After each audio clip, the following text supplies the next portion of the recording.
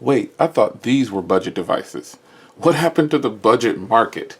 My name's your man Jay Will, and I'm going to talk about it in this video. Let's get into it. So a while back, these used to be budget devices. This is the Huawei SnapTo, and this is the LG L90.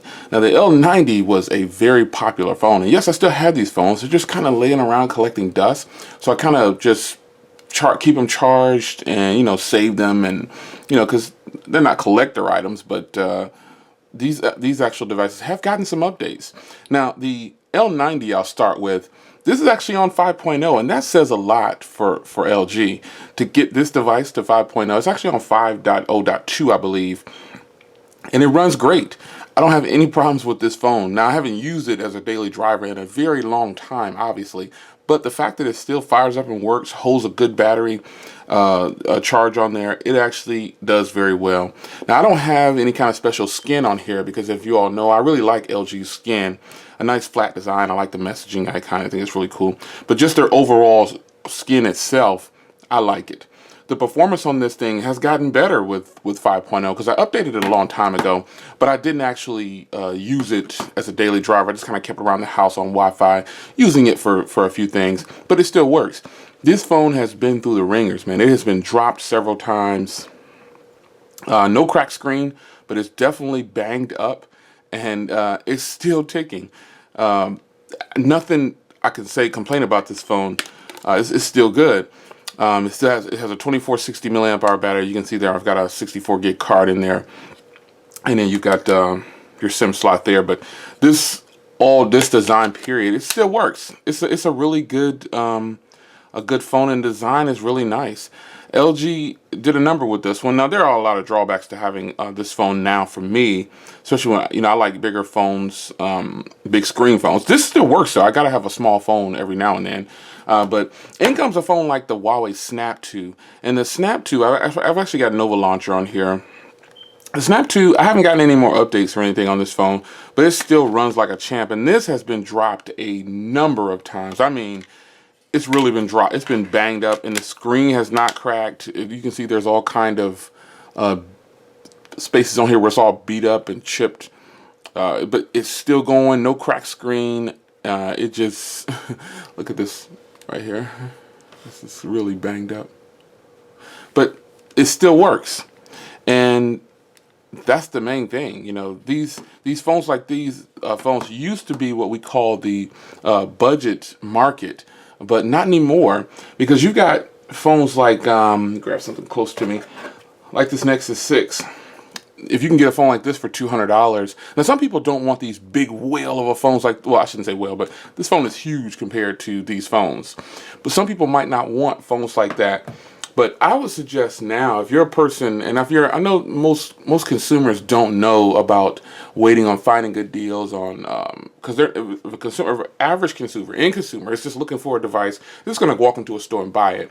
But sometimes you can catch deals on flagships at really, really good prices, and you get more bang for your buck. Now, the problem with that is you'll wait about a year or two before it actually goes on sale. But these used to be budget devices, and now they're not, because the budget market now has 1080p screens, actually 2K screens. If you look at some of the blue phone that came out, actually it has a 2K screen. It's just the same resolution as my Nexus 6. It's kind of crazy.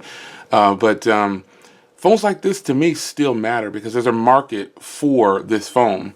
The Huawei SnapTo in particular, I like this phone a lot because it has, I mean, I've said it in the full review a while back, but the camera quality on the SnapTo is by far one of the best in a budget phone. This has a great camera, and I still stand behind that. Now, obviously, once you start to use different phones that are in the same price range that offer more, that's where the battle starts. Like right now, some would look at like the Honor 5X. That phone is $199, and this one is, I think, $150. But you can probably get these on sale now for like $120, I believe. But is it still a good deal?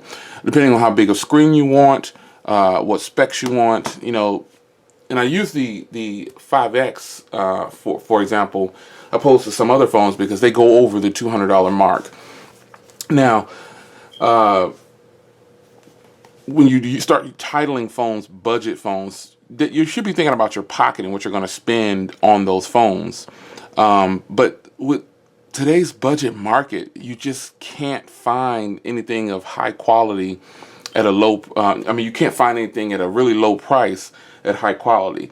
So if you start to get down into phones that are like $49 and $99, then you have to switch over to Windows Phone, I believe, because Windows Phone has the lowest prices on smartphones, but they still offer a bunch of bang for your buck, and you get a lot of phone from Windows Phone. When you get into the, you can find some Windows phones for like $29 right now, and you're in $19, and you're still getting a smooth operating system and a great experience. But what happened to the budget market? I would say OEMs killed that by bringing out phones like the OnePlus, or bringing out phones like the Honor 5X. The Nexus 5X could fall into that budget range, but it still costs $300, and I don't think it's, I wouldn't consider that a budget device. If you're thinking about an average end user, a consumer that's just walking into a store saying, hey, I don't want to go over $200. What can I find? It's going to give me a lot of bang for my buck. I don't know anything about technology, but I want you to sell me the best I can get for $199. There are a lot of choices to choose from, but I think right now what sets the 5X apart is that it has a fingerprint scanner, SD card slot, 5.5-inch 1080p display, metal body. Those things may not mean a lot to the end user or average consumer, but they mean a lot to techie people, because you're getting some great quality specs, and you should get a pretty good performer. But these devices right here, are they still relevant? Are you still using your L90? Are you still using your SnapTo? I think the SnapTo is a really, really solid phone because the battery life is great. Battery life on this thing is very long. I mean, really long. It has great battery life. Not to say that the L90 doesn't, but the SnapTo has better battery life. It has a 2,500 milliamp hour battery, I believe, in here. And the Huawei overlay is nice, but I like the LG skin better than the Huawei skin, and I like the Nova Launcher obviously better than the Huawei skin as well. But these devices, and this device, mine is still on 4.4, I believe, which that's kind of, if you're an end user and you're looking to save on budget, you're really not looking at what the operating system is running. That's not something that you're even concerned about. You just want a phone that can make phone calls, maybe get on Facebook or something, whatever the person might be interested in. But are these phones still relevant? Are they considered budget phones still? Shout out in the comments. Let me know if you still use either one of these. It's your man Jay Will, and I will see you in the next one.